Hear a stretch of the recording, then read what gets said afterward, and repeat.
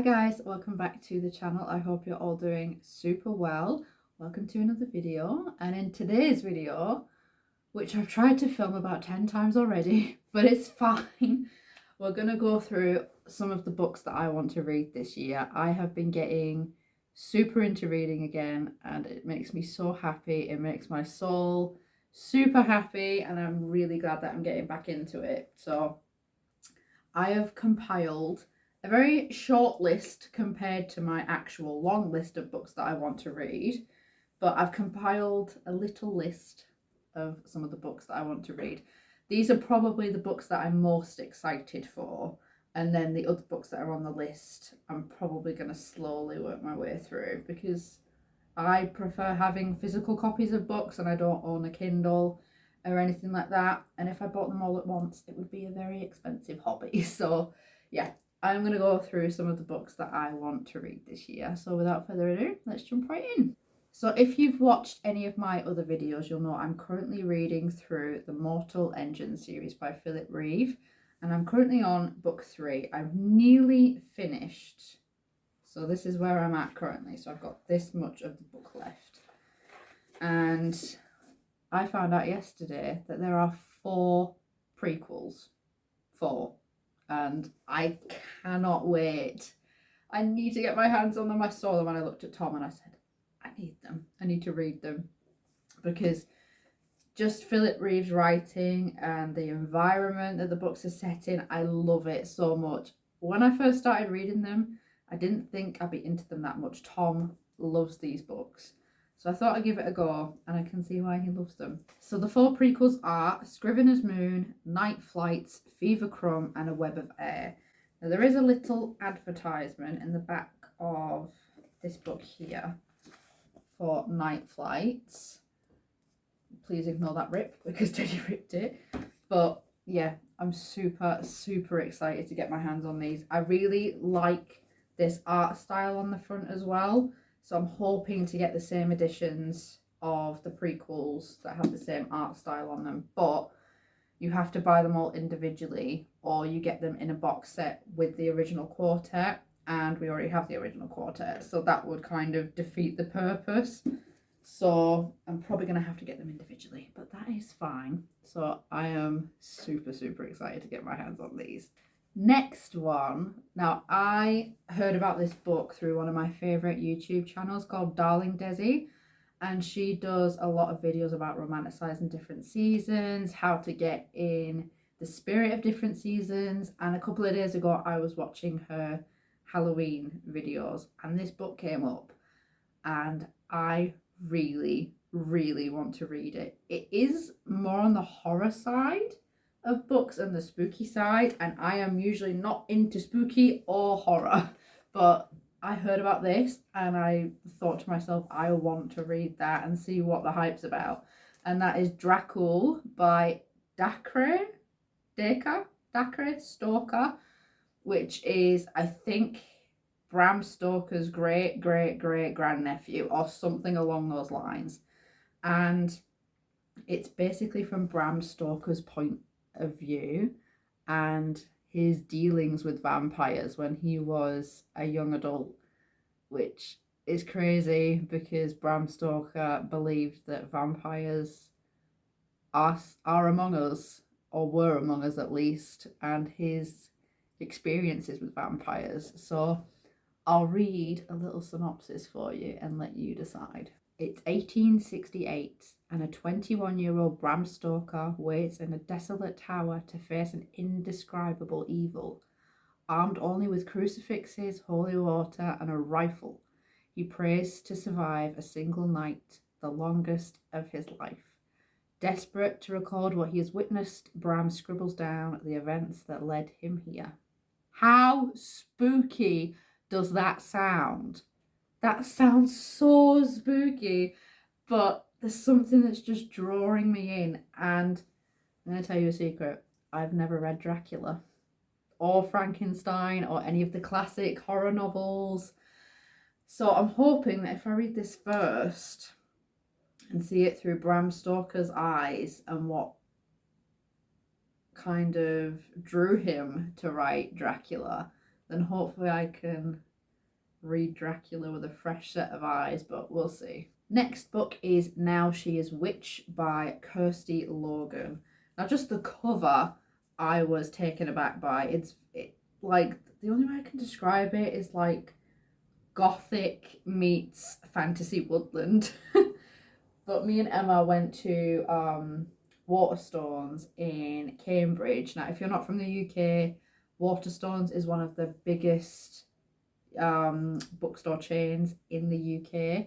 So any town, there probably will be a Waterstones there. And we saw the cover of this and we thought, oh, that looks pretty. And then we read the synopsis and we just looked at each other like, that's not what I was expecting, and I really want to read it.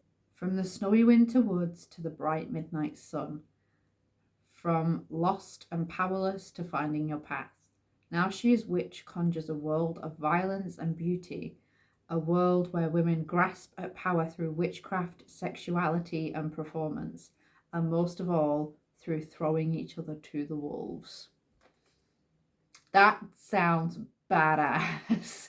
Like, there's so many elements just in the synopsis. Like, there's suspense, there's witchcraft, sexuality, probably a little bit of feminism in there as well.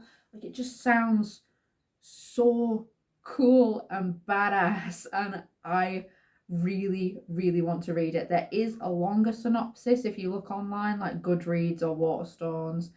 If you look online for the full synopsis, you can read it there, and it adds so much more depth, and it makes me even more excited to read it than I already am.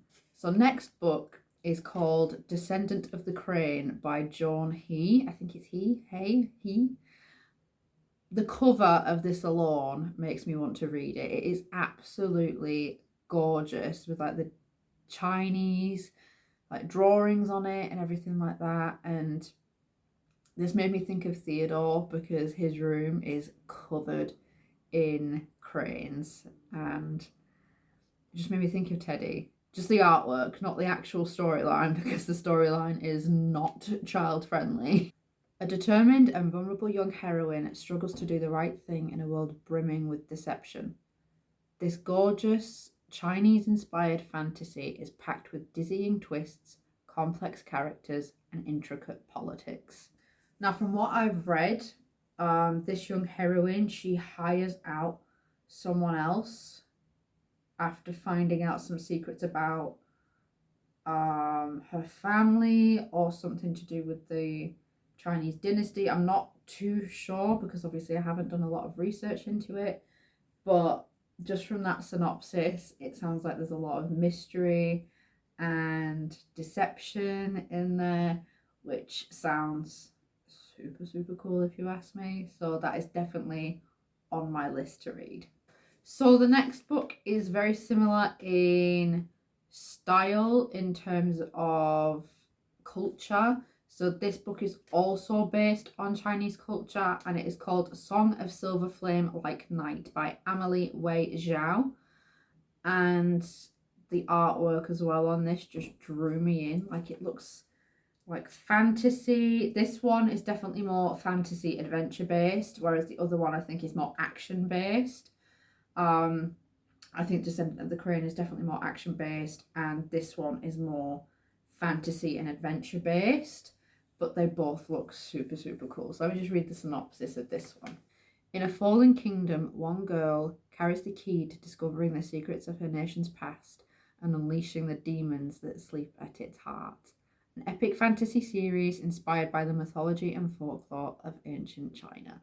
Now, like I said, that one definitely sounds a lot more fantasy based and adventure based, and I love fantasy and adventure based books. It was what I started reading as a kid. And Mortal Engines, it's a little bit of action, a little bit of fantasy, and a little bit of adventure as well. So that has definitely put me on the track to read more adventure based books, and I'm super, super excited to read that one because the artwork looks stunning, and I hope that the storyline is even better. So the last book that I'm going to talk about is probably the one that I'm most excited about because it reminds me a lot of Tom and a lot of our interests that we share together as a couple. And we're very into Norse mythology. We love talking about Norse mythology. We love watching films like Thor. I know it's very loosely based on Norse mythology, but video games like Hellblade, Senua's Sacrifice, that's very based on Norse mythology as well. So it's something that really interests us both, and we can have conversations about it for hours. So when I saw this book, it just made me think of Tom, and that is The Valkyrie by Kate Hartfield. And I cannot wait to read it because the cover is just stunning by itself, but the synopsis has so much depth, and the fact that it's based on true Norse mythology really makes me excited. Brynhilda is a Valkyrie, shield maiden of the All-Father, chooser of the slain, but now she too has fallen, flightless in her exile. Gudrun is a princess of Burgundy, a daughter of the Rhine, a prize for an invading king, a king whose brother Attila has other plans, and a dragon to call upon. And in the songs to be sung there is another hero, Sigurd, a warrior with a sword sharper than the new moon. As the legends tell, their names are destined to be rivals, fated as enemies, but here on Midgard, legends can be lies. For not all heroes are heroic, nor all monsters monstrous, and a shield maiden may yet find that love is the greatest weapon of all. Boom! Like that, I read that and I was like, they're going to turn this into a love story? Are they going to turn this into a love story? And from all the reviews I've read, it's meant to be absolutely phenomenal. So I am so excited to read that. I love history. I love anything to do with Norse mythology, the Tudors, ancient Egyptians. So I need to try and find more historical based books, and I'm probably going to do that after I finish filming this video, to be honest. I might try and find some more historical based books to add to my little list because that makes me super, super excited. So just a quick rundown, there are a couple more books that I want to read as well that haven't made it onto this list. And one of them is The Witches of Vardor, Lies We Sing to the Sea, The Lighthouse Witches. There's a few more as well. So, and obviously I'm going to read the last book in this series, which is called The Darkling Plane. So those are all the books I want to read this year, and there's many, many more that I want to read as well, but that's a very shortened list. So I hope you guys have enjoyed this video and I've given you some book recommendations. Let me know if you've read any of the books that I've mentioned and if they're any good and if I should read them. But I hope that this has inspired you to start reading again if it's something that you enjoy. So really hope you guys have enjoyed this video, and I'll see you in the next one.